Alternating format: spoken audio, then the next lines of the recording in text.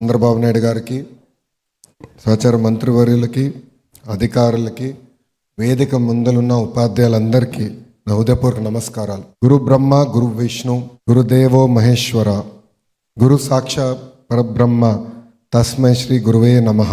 తలరాతను రాసేది బ్రహ్మ అవుతే తలరాతను మార్చేది గురువులు. విద్యార్థుల భవిష్యత్తు బంగారంగా మార్చేది ఉపాధ్యాయులు. విద్యా వ్యవస్థలో అనేక సంస్కరణలు తీసుకొచ్చిన దేశం మొదటి విద్యాశాఖ మంత్రి మౌలానా అబుల్ కలాం ఆజాద్ గారు. ఆయన జన్మదినోత్సవం సందర్భంగా జాతీయ విద్యా దినోత్సవం జరుపుకుంటాం. నాకు చాలా సంతోషంగా ఉంది. వరదల కారణంగా మనం ఈ కార్యక్రమం టైంకి జరపలేకపోయాం. అందరం చూసాం. ఒక పక్కన విజయవాడ మొత్తం నీలమట్టం అయినప్పుడు ప్రజల కోసం జేసీబీ ఎక్కి ప్రజల్లో తిరిగి వచ్చి ప్రజల సమస్యలు తెలుసుకున్న తర్వాత మా అందరికీ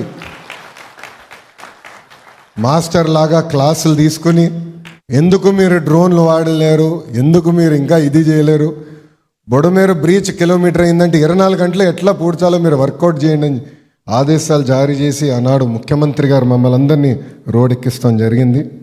ఉపాధ్యాయుల వృత్తి అంటే మనకి మొట్టమొదటిగా గుర్తొచ్చే వ్యక్తి డాక్టర్ సర్వేపల్లి రాధాకృష్ణన్ గారు. రాధాకృష్ణన్ గారు మైసూర్ యూనివర్సిటీ నుంచి కల్కట్టా యూనివర్సిటీకి వెళ్ళేటప్పుడు పిల్లలందరూ పెద్ద ఎత్తున రోడ్డుపైకి వచ్చి ఆయనకి పూలతో స్వాగతం పలికారు.